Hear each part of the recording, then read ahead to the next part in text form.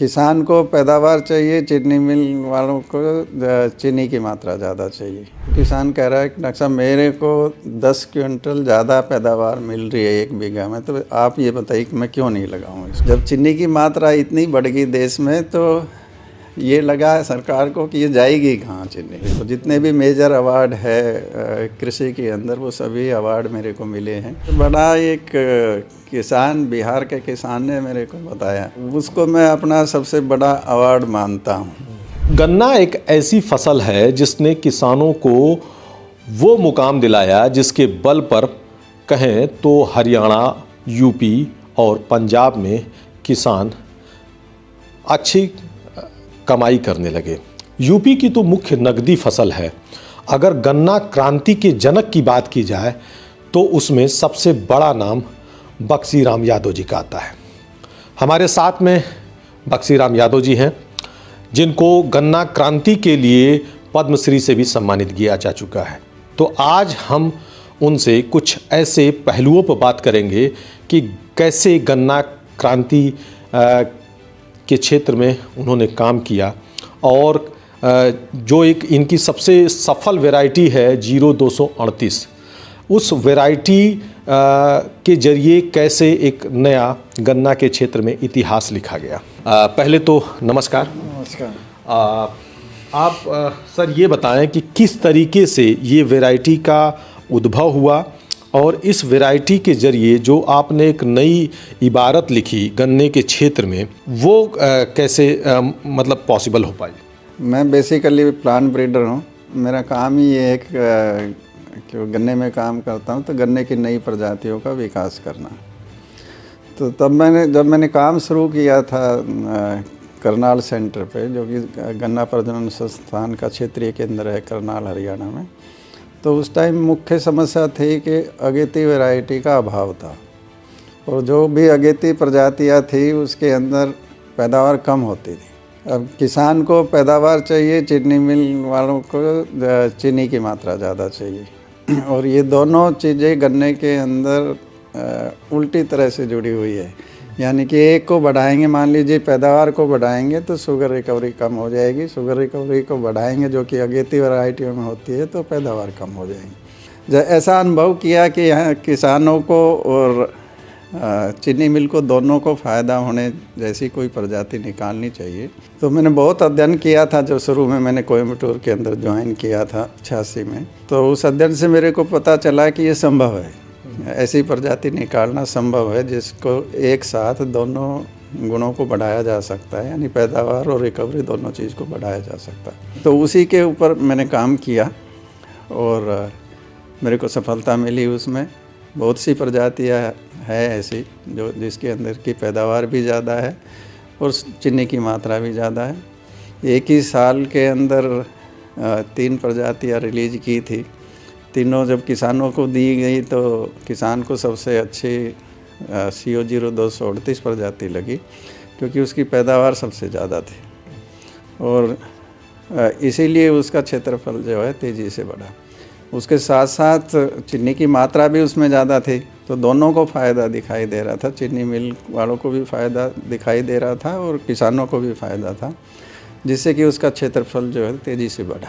गन्ने की नई किस्म का जब विकास करना होता है तो ये दोनों ही पहलू जो ब्रीडर है उसके दिमाग में होते हैं कि ऐसी वैरायटी को डेवलप किया जाए जिससे उत्पादन बढ़े, और उत्पादन के साथ साथ शुगर रिकवरी भी अच्छी हो। तो दोनों ही इस प्रजाति से आपने पूरी की। तो ये कितने दिनों तक ये प्रजाति चली, क्योंकि हाल के दिनों में जिस तरीके से इस प्रजाति में कुछ दिक्कतें आई हैं, एक रेड रोट का भी संकट आया है, तो आप इसको क्या ये समझते हैं कि ये प्रजाति का जो एक गोल्डन पीरियड था वो अब ख़त्म हो चुका है? पैदावार और रिकवरी के साथ साथ हम उसमें लाल सड़ंग रोग के लिए जो रेजिस्टेंस है उसको भी देखते हैं। तो ये प्रजाति जब रिलीज़ किया तो ये रेड रोट के लिए रेजिस्टेंट था, मॉडरेटली रेजिस्टेंट था, जो कि रिक्वायरमेंट है। एकदम से इतना ज़्यादा एरिया बढ़ गया इसका। मैं अकेले यूपी की बात करूं तो 2020-21 के अंदर यूपी में इसका क्षेत्रफल 87.2% था, एक अकेली प्रजाति का। हमने कभी भी नहीं कहा कि इसको वाटर लॉगिंग की, जहाँ जल भराव की स्थिति है वहाँ लगा दीजिए, परंतु वहाँ भी लगाई, किसानों से बात की तो किसान कह रहा है कि डॉक्टर साहब मेरे को 10 क्विंटल ज़्यादा पैदावार मिल रही है 1 बीघा में, तो आप ये बताइए कि मैं क्यों नहीं लगाऊं इसको। तो हर एक चीज़ हर एक जगह वैरायटी लगी, जहाँ रिकमेंडेड नहीं था वहाँ भी लगी। तो फिर समस्या आनी थी इसके अंदर। जल भराव की स्थिति के अंदर जो गन्ने का टॉलरेंस का जो पावर है वो शक्ति कम हो जाती है, तो बीमारी आई और वो धीरे धीरे ईस्टर्न यूपी से चलते हुए वेस्ट की तरफ बढ़ रही है। सेंट्रल यूपी में भी काफ़ी जगह आ गई है और वेस्टर्न यूपी की तरफ भी चल रही है। परंतु ईस्टर्न यूपी में भी बहुत से खेत ऐसे दिखाई देते हैं जिसके अंदर कोई भी बीमारी के लक्षण नहीं है। तो उसके 2 कारण है मुख्य, कि जो वैरायटी है वो शुद्ध बीज नहीं है। शुद्ध बीज का उत्पादन और किसानों को उसको देना, ये प्रॉपर से काम नहीं हुआ। तो उसके अंदर दूसरी वैरायटी का मिक्सचर हुआ, उसके कारण उसमें समस्या आई है। यदि अब भी उसको ये बीज के ऊपर काम किया जाए, उसके शुद्ध बीज का इस्तेमाल करें, बीज को ट्रीटमेंट करके बोए, शोधन करके बोए, जहाँ रेड रोट की समस्या है वहाँ भूमि का भी शोधन करें, तो वैरायटी की जो जीवन काल है उसको बढ़ाया जा सकता है। बीज के शोधन के लिए केमिकल उपलब्ध है। अभी पहले कोई केमिकल नहीं था जो रेड रोट की बीमारी के लिए, परंतु अब केमिकल उपलब्ध है। उसको रात भर भिगो के रखिए, अगले दिन सुबह उसकी बुआई कर दीजिए। तो यदि पूरा भी नहीं करते तो एक अपने लायक बीज की नर्सरी इस तरीके से ज़रूर करना चाहिए। और जिस ज़मीन में लगा रहे हैं, यदि मान लीजिए पहले रेड रोट था किसी खेत के अंदर और उसी में आपको गन्ना लगाना पड़ रहा है, तो ऐसे खेतों के अंदर या आसपास के खेतों में भी यदि किसी दूसरे किसान के यहाँ भी लाल सड़ंग रोग था, तो ट्राइकोडर्मा एक हर्जेनियम एक फफूंदी है, उसको खेत के अंदर आखिरी बार जब जुताई करते हैं बुआई से पहले, तो उसको फैला के जुताई कर दे, तो फिर भूमि भी शुद्ध हो जाएगी, बीज भी शुद्ध हो जाएगा। तो करीब 95 से 98% समस्या का समाधान हो जाता है। अच्छा, आपने कुल 20 वैरायटियाँ डेवलप की है और ये वैरायटियाँ कोई भी ऐसी वैरायटी नहीं थी कि जो एक दूसरे से अगर कंपैरिजन किया जाए तो कम थी, लेकिन इस CO 0238 ने किसानों की तकदीर ही नहीं बदली बल्कि जो गन्ने की एक तस्वीर बदल दी। आप यूपी ने बताया कि नहीं, यूपी में 87% एरिया था। क्या आपको ये लगता है कि जिस तरीके के गन्ने के ऊपर काम चल रहा है, क्या इस तरह की वैरायटी दोबारा आ पाएगी? ये तो कभी भी नहीं सोचना चाहिए कि नहीं आएगी। क्या किसी ने सोचा था कि 238 आएगी? नहीं सोचा कि ऐसी वैरायटी जो आएगी कि सब कुछ बदल के रख देगी। 238 का जो क्षेत्रफल बढ़ा है वो इतना ज़्यादा बढ़ गया है कि भारत में ही नहीं, पूरे विश्व के अंदर किसी भी प्रजाति, एक अकेली प्रजाति का इतना क्षेत्रफल नहीं हुआ है।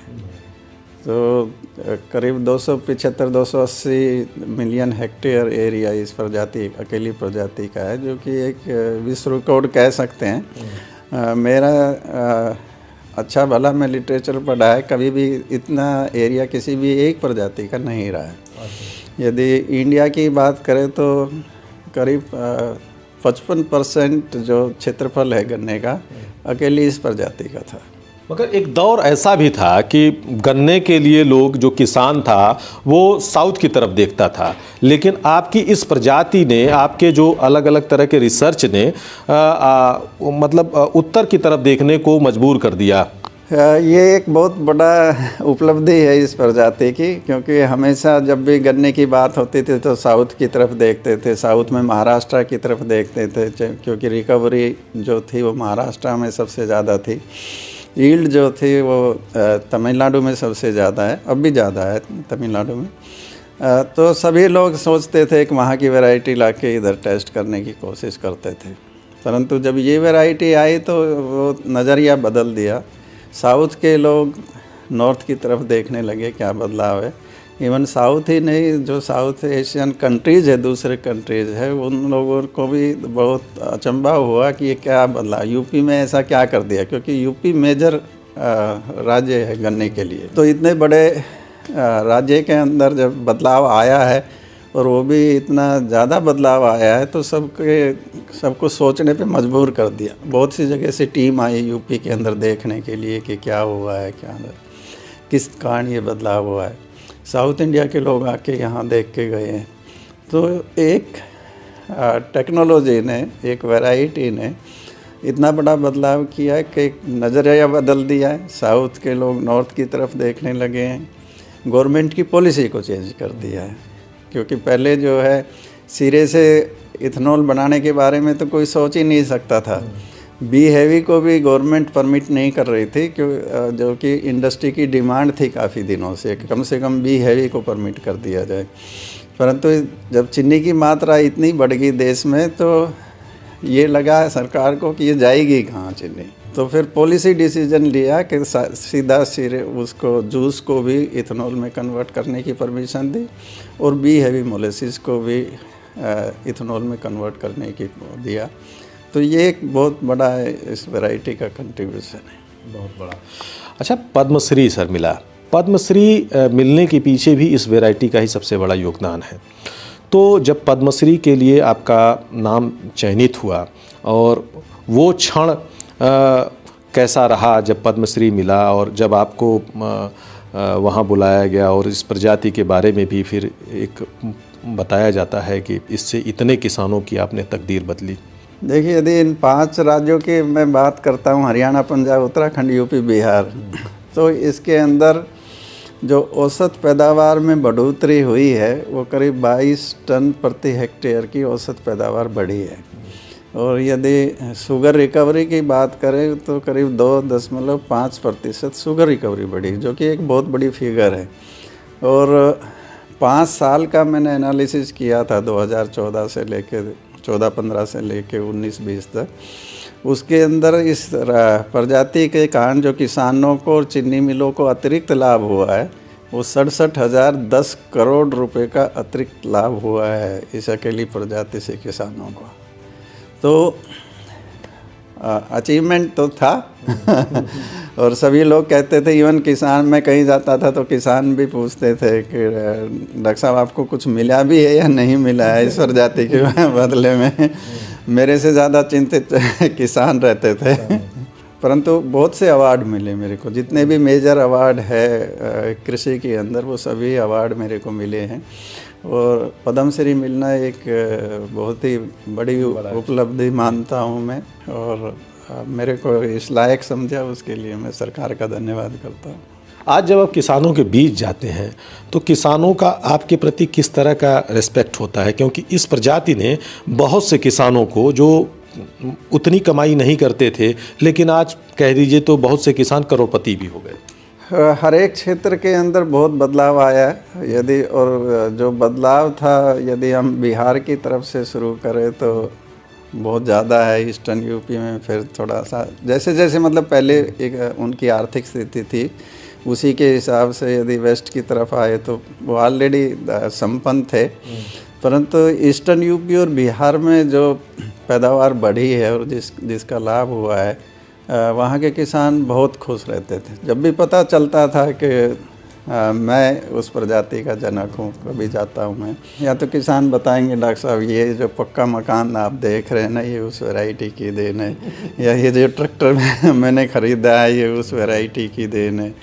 और सबसे बड़ा एक किसान, बिहार के किसान ने मेरे को बताया, उसको मैं अपना सबसे बड़ा अवार्ड मानता हूँ। जब उसको पता चला कि मैं ही इस वैरायटी का जनक हूँ, चीनी मिल वालों ने बताया, तो कहा उसकी आँखों में मतलब आंसू आ गए।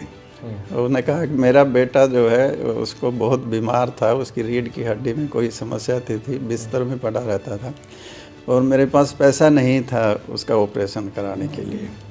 आपकी वैरायटी लगने से जो मेरी आमदनी बढ़ी उससे मैं अपने बच्चे का वो इलाज करा सका।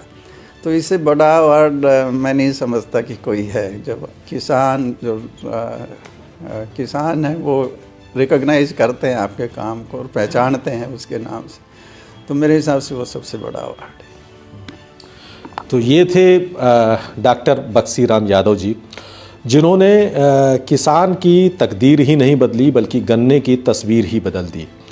अगर बात करें 5 राज्यों में तो यूपी उनमें से एक ऐसा राज्य है जिसको सबसे बड़ा फ़ायदा हुआ।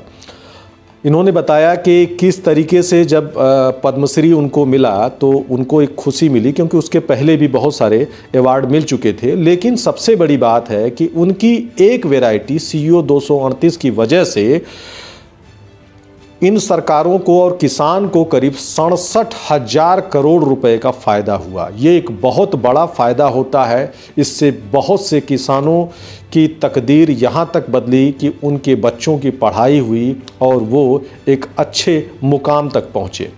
तो ये थे एक ऐसी वैरायटी के जनक जिनसे हमने बात की, और अब ऐसी ही एक और वैरायटी की ज़रूरत है जिसके लिए हमारे वैज्ञानिक प्रयासरत हैं, और जल्द ही इस तरह की वैरायटी भी एक आएगी जो कहीं न कहीं इस वैरायटी के बराबर खड़ी होगी या इससे आगे भी जाएगी।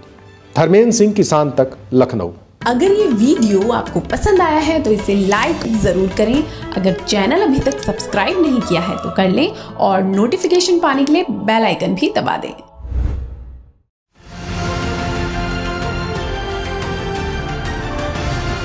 किसान तक खाना है तो उगाना है, किसान तक खाना है तो उगाना है, किसान तक खाना है तो उगाना है, किसान तक खाना है तो उगाना है, किसान तक खाना है तो उगाना है, किसान तक खाना है तो उगाना है।